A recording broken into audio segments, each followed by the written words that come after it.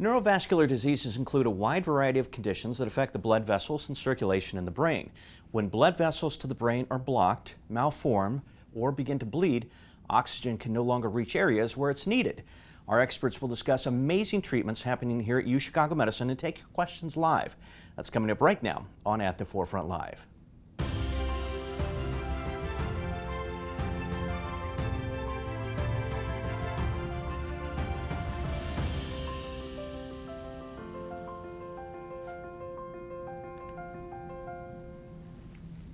And we want to remind our viewers that today's program is not designed to take the place of a visit with your physician. Let's start off by having each one of you introduce yourselves. Tell us a little bit about what you do here at UChicago Medicine. We have a full house today, but we were doing it in a very socially distant manner, so we have people scattered all over in back studios and basically any corner we could find where we could keep people apart. Dr. Awad, we're going to start with you. You've been here for a while, and you do some amazing work here at UChicago Medicine. Yes, so I am Issam Awad. I'm a neurosurgeon who specializes in bleeding in the brain and vascular problems in the brain. And as you said, I have been doing this for more than 30 years. Fantastic. And Dr. Kass-Hout, you're over in another corner of the studio, and we're going to have you introduce yourself. And you're relatively new here at UChicago Medicine. Yes, I joined the University of Chicago about 8 months ago now, and I'm loving it here. Fantastic. I'm actually a neurologist who's trained in stroke, neurocritical care, and minimally invasive neuroendovascular surgery. I'm mostly specialized in treating blood vessels in the brain and the spinal cord by means of catheters through very minimally invasive techniques such as stroke, aneurysms, AVMs, and AV fistulas. Fantastic. Let's go back to Studio B, and we'll start with Dr. Coleman. You're up next. Hi, I'm Elisheva Coleman. I'm a vascular neurologist, so I do the medical end of taking care of patients with various types of strokes. I've been here at UChicago for almost exactly a year. I'm thrilled to be back here. I actually grew up in Hyde Park, so that was a real homecoming for me to come and join the faculty here a year ago. Oh, that's interesting. Fantastic. And we're going to go with Dr. Mendelson next, who is also back in Studio B. Dr. Mendelson? Yeah, hi, I'm Scott Mendelson. I'm also a stroke physician here at the University of Chicago. I'm also an alumnus of the Pritzker School of Medicine, so it's great to be back on faculty here. And I also specialize in sort of acute stroke care, as well as some areas of pre-hospital care for stroke patients. Great. And Dr. Mendelson, since we've already got you up, we're just going to start with you with our first question.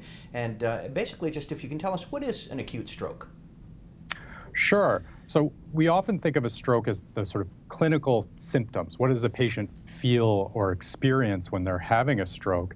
And usually it's a sudden onset of neurologic symptoms. And what do I mean by that is usually patients will experience some absence of the normal functioning of their brain. So this could present as a loss of vision sometimes, or a facial droop. One side of their face looks different than the other. Sometimes there's difficulty speaking or understanding the words that are spoken to you. And sometimes there's accompanying weakness on one side of the body, and either an arm or a leg that might feel heavy or may not work at all. And when symptoms like that occur suddenly, we call that a stroke, and it's really important for patients or those who see that happening in others to seek medical attention right away.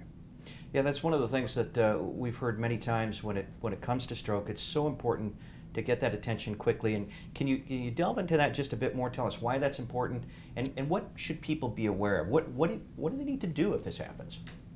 Yeah, so we often teach the sort of handy mnemonic FAST to both patients, their family members, and the public. And FAST stands for face, arm, speech, and time. And that's just something to keep in mind when you see symptoms, maybe a facial droop, someone having difficulty speaking, or you experience sort of weakness on one side of the body, to seek medical attention right away. Call 911, get to a hospital, get to a physician right away, because strokes happen quickly. And again, they usually occur, as you mentioned in the introduction, there's either by an interruption of blood flow to the brain, or sometimes too much blood flow into the brain in the cases of hemorrhage. And all of those situations require emergent therapies or urgent care, because with every minute that goes by, there's more damage that's accruing in the brain.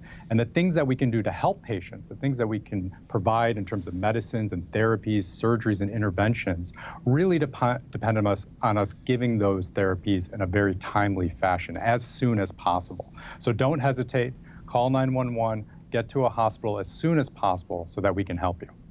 I do want to remind our viewers that we will take your questions, so just type them in the comment section. We'll try to get to as many as possible over the next half hour. We already have a few coming in, but Dr. Awad, I want to go to you next, because one of the things we talked about before we started the program, and again, I think this really sets us apart, and this to me is one of the neatest things we do, is this multidisciplinary style of care.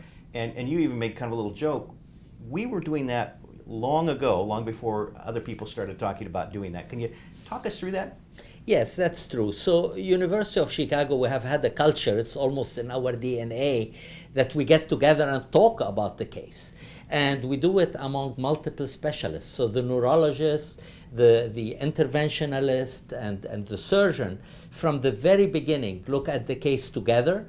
And our goal is to deploy our expertise and tool for that individual case. So we've been doing this long before it became sexy, but we call it multidisciplinary care. In practice, we see patients in clinics together, we admit patients and care for them together, and we discuss patients in a conference, in an educational conference every week to analyze what we have done and how we can all contribute to the case. And to me, that just makes sense, because you have multiple minds working on a problem, different viewpoints, different thoughts, and I would imagine that's just very helpful. Absolutely. And sometimes, all the time, we learn from each other, and sometimes we come up with solutions that we wouldn't have thought about from our own angle. They come across because of these hard-nosed discussions that we have together. I think it's very, very unique to our team.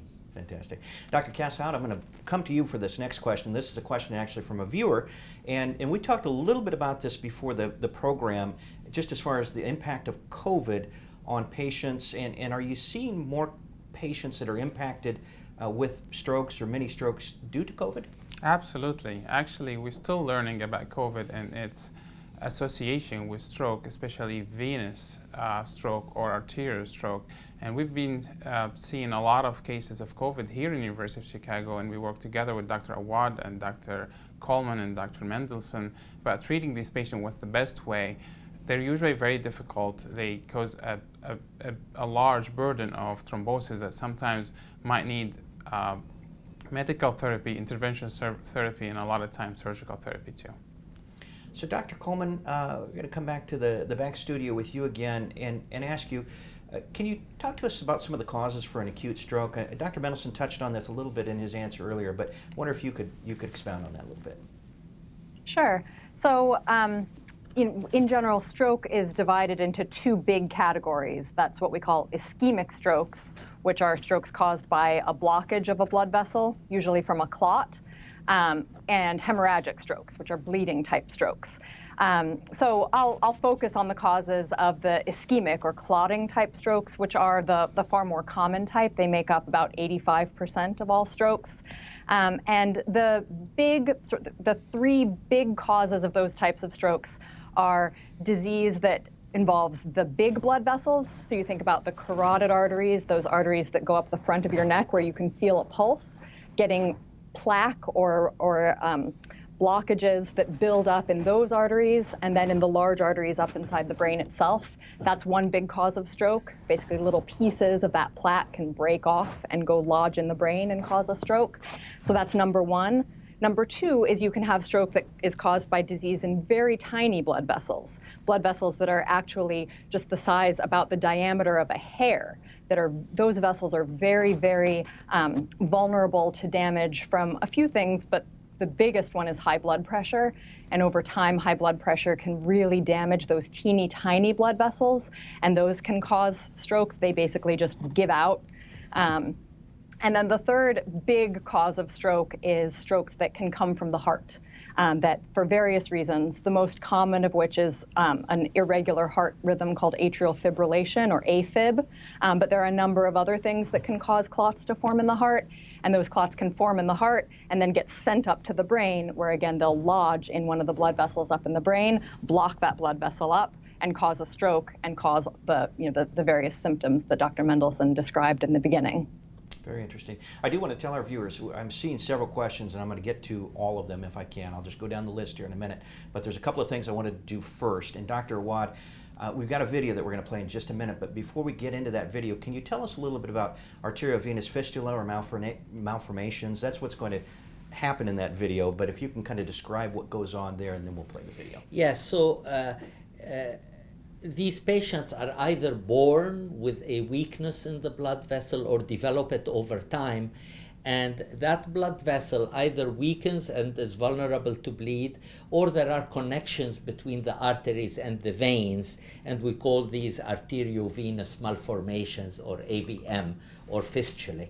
So the connection causes high flow in the veins that normally do not see arterial flow. So they get weakened, and they can burst and bleed in the brain. So these are lesions that are often silent until they leak or bleed. So the first symptom the patient has is a hemorrhage, and they were living their life not knowing that they have this problem up until that point. So we want to detect that very quickly, and we want to be sure the source is fixed before it bleeds again and causes a bigger disaster. So that's very scary. It is. But it is something that can be dealt with, and that's why we're going to show this video, because this is a video with a young man that experienced that. John, let's go ahead and play that, and we'll talk about it when we come back out. I sneezed, and when I sneezed, my brain actually, technically it was bleeding, and I felt right away when I sneezed, I kind of blacked out for a second, kind of lost feeling in my hands, my feet. And the next thing I knew, I just couldn't really get back my vision. Sam Messina's life changed with a sneeze. He had a small blood vessel abnormality in his brain that had been there, silent, and then when he sneezed, the thing ruptured and hemorrhaged in the brain. So he had actually a small stroke affecting the visual area of his brain. Sam had an arteriovenous malformation, or AVM. It's a tangle of abnormal blood vessels in the brain that most people don't even realize they have until something bad happens. When you are 20 years old in college playing hockey, the sky is the limit, and now you hear that you have hemorrhage in your brain and there is a lesion that bled that may re-bleed again, it changes your life. The toughest part was definitely just thinking, like, why is this happening, or like, why me? Sam's accident happened while he was away at college in Alabama. His father remembers getting the call from the campus doctor right before Sam was transferred to a Birmingham hospital. The doctor, she was then, phenomenal. She called right away and she goes, I think your son might have had an aneurysm. And I, complete panic attack, obviously. I missed the flight, so I literally just jumped in my car and started driving. The doctor in Alabama told the family Sam would need radiation for 3 years and advised against surgery. A family friend suggested Sam's parents bring him to UChicago Medicine for a second opinion. University of Chicago was great. They got us in right away, and we met Dr. Awad pretty much, actually the first day. And by the time we had got there, he had already read all the reports and wasn't, delivering the best of news, but he was giving us the honest opinion that it needed to be fixed and it was going to require the brain surgery. And he called me in the middle of class and he was like, okay, the doctors here said I need to get surgery, and I immediately started crying. Sam's friends and family didn't expect surgery, but Dr. Awad explained the procedure. He said the surgery was a better and safer option than radiation and was something he had done with great success many times. A neurosurgeon out in practice might not see many of these cases. They might see 2, 3 in a career, while in our team we see maybe 1 or 2 a week. Sam's father says he's grateful for the care his son received, and that Dr. Awad made them feel comfortable about the complex brain surgery. He knew everything about Sammy like he was his only patient. I tell people all the time, like, it's very rare because he's a great doctor, obviously, and he's super busy, but he walked in and he was like, he was his only patient every time. Sam says the AVM changed his life in a positive way. He's open to new challenges and appreciates his opportunities more. In a weird way, I'm actually really kind of glad it happened, because I just think it made me realize a lot more about, like, myself, or like, I've never had a life-threatening situation like that where it's like, most people don't, which is great. I mean, I don't recommend it, but it's like if you have something like that where you kind of have to think about everything you have and how lucky you are, it's like you'll just be more thankful. Well, first of all, Dr. Awad, nice work. But secondly, you made an interesting point in that video that I think bears repeating. We're a center that does a lot of this work, and you said some neurologists may see 1 or 2 cases like that in their entire career. We see several a week potentially. Correct. That makes a difference. It is a huge difference because often we recognize salient features of the case that really alter how we treat it, and we want to choose for each patient the best solution for their problem, and it is not unusual that they felt like they are the only patient, because that's how they should feel. This is a life-altering event, and they need to know the whole team is mobilized to help them. Fantastic. Dr. Mendelson, how can a person prevent stroke, or can you prevent stroke?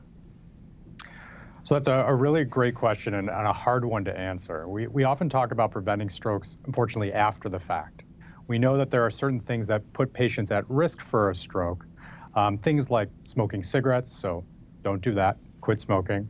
And then beyond that, it's really blood pressure control, blood sugar and diabetes control, and trying to live sort of heart-healthy lifestyles and diets that can sometimes prevent strokes from occurring in the first place. After a patient has a stroke, then it really becomes dialing in on those risk factors, figuring out some other things that may put patients at risk, and really trying to keep those things in check, whether it be, again, things that we do as part of lifestyle, as part of the aging process, or sometimes sort of genetic risk factors if we have a predisposition to high cholesterol or other things that we try to control for our patients. So Dr. Kass-Hout, can you talk to us a little bit about brain aneurysms, and what is the difference between a brain aneurysm and a stroke? Is there a difference? And what kind of treatments do we provide for that? Yes, so brain aneurysm is, in simple words, is just a ballooning of a blood vessel in the brain. Just because of a weakness of one part of the blood vessel, over time with high blood pressure, that continues to grow and grow. And the most immediate danger of that, if when it's ruptured or bleeds, that's what we call a hemorrhage in the brain, or what we call a subarachnoid hemorrhage, because of the unique position of the aneurysm in the space around the brain. The way we treat aneurysms, again, here at University of Chicago, we do it in a multidisciplinary way. We meet about every case together, and we provide either an open surgical by Dr. Awad and his colleagues from the neurosurgery department, or we can treat it by, if feasible, by minimally invasive through catheters, through small incisions in the wrist or the groin. I remember my first aneurysm here at University of Chicago in my first week. That was a very complex aneurysm. It was not actually a hypertensive aneurysm. It was more like a dissecting aneurysm because of a gunshot wound. And I remember we had a conference in neurocritical care, myself, Dr. Awad, and Dr. Wernicke. Over the phone, within 2 minutes, we had this meeting, we talked about the patient, and we made the decision to provide the patient with the newer technology that we use nowadays called flow diversion stents. So these are the options to treat aneurysms, and the key part is to be in our neuro ICU unit when they bleed, because it's a very complex disorder.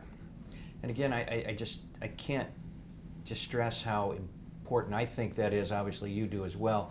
Just having that team approach, it just really makes such a difference, and that's interesting to hear. So I'm going to start going through viewer questions, because we've received so many, and I want to get to them, and I'm just going to go around the group. So if there's something you don't want to answer and want to pass to somebody else, it's like the lightning round. You just do that. So we're going to start off. This is from Monica, and says, "Hi, Dr. Awad. You and Dr. C and the pulmonary team treated my pulmonary AVMs and brain aneurysm. I'm doing well, thank you very much." It's not a question, but it's nice. I will ask you this next question, though, and this is, can you still have a block in your artery that does not show in an angiogram? That's a question from a viewer. Yes, there are some weaknesses of the blood vessels that do not show up on an angiogram, but the good news is that they show up on MRI. So there is nothing that's totally hidden from today's medicine. So if it's there, gonna risk a stroke, we usually will find it. Fantastic. Dr. Coleman, we're coming up to you next, and another viewer question. Are there telling signs prior to an incident? Do you have any kind of warning when this is coming on? So not always, but sometimes some patients do. Some patients will have what's called a TIA, which stands for transient ischemic attack. So transient meaning that the symptoms come and go away on their own.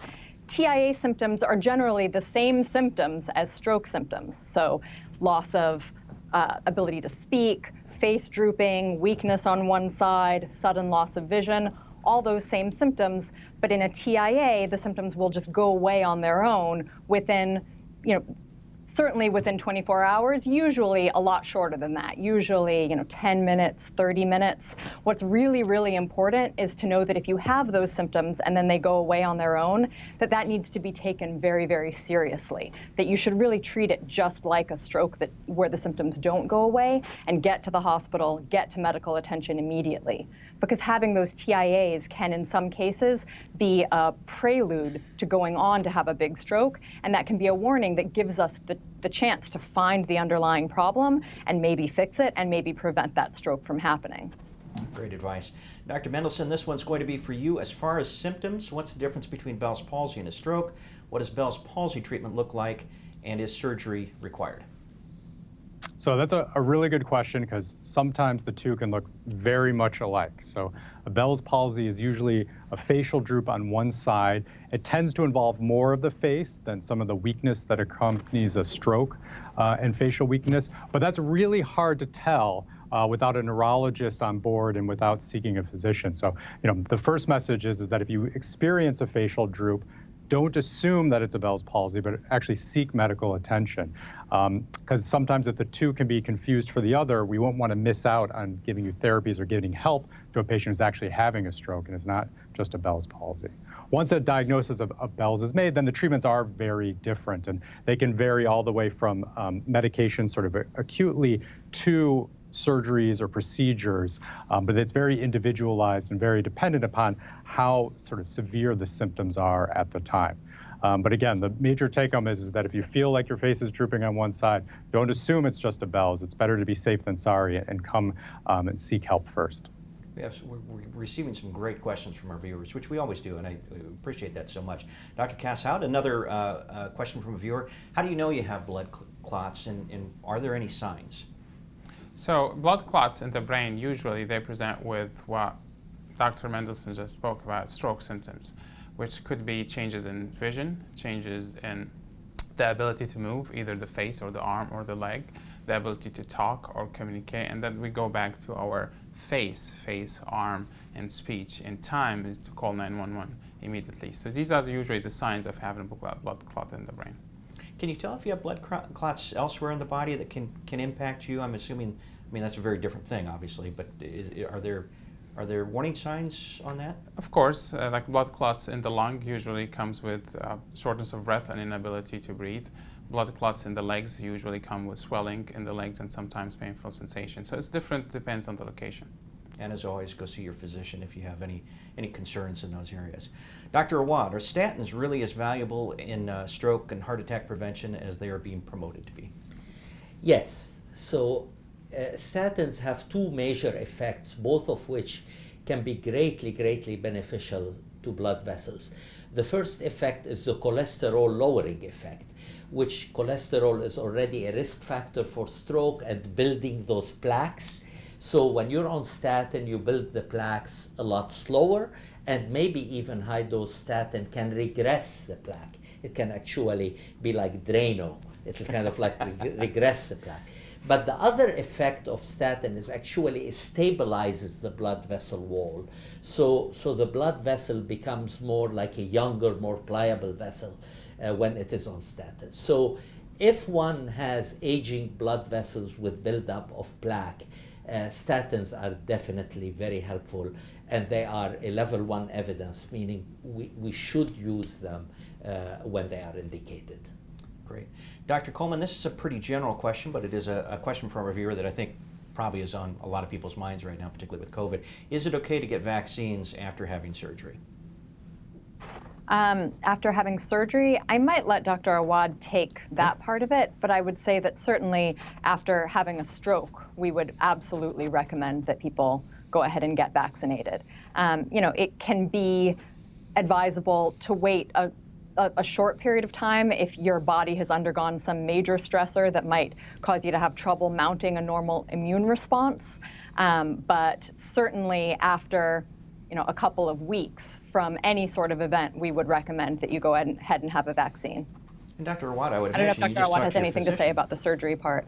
Yeah, you would talk to Yeah, your physician. I would agree. So basically, most of the time, the advantages of a vaccine are such that if you were to get COVID instead, you are in far worse situations. So all the concerns we have about the vaccine with what we are going through, in almost every scenario, it is many, many folds better to be vaccinated than to get COVID. Right. So Dr. Mendelson, another question from a viewer. Are floaters in your eyesight a sign of stroke? Interesting question. They typically are not. Usually floaters are going to be restricted to the sort of eye itself or some problem with the lens. The things we worry about with regards to stroke and vision is when patients report a complete loss of vision. Sometimes patients will report a feeling like a curtain is coming down, or they'll see a black spot in the center part of their vision that sort of expands out and often sort of total vision loss. Those are times where I think it's important to seek medical attention right away. Floaters that can come and go might warrant a visit to an ophthalmologist, but are typically not a symptom of a stroke. Great. Dr. Kass-Hout, I've had a shunt since 2004. This viewer asks, can it ever be removed? I'll defer that to Dr. Awad as a neurosurgeon. What do you think, Dr. Awad? So shunts are usually put to divert spinal fluid when spinal fluid has built up in the brain, maybe after a stroke or after something else.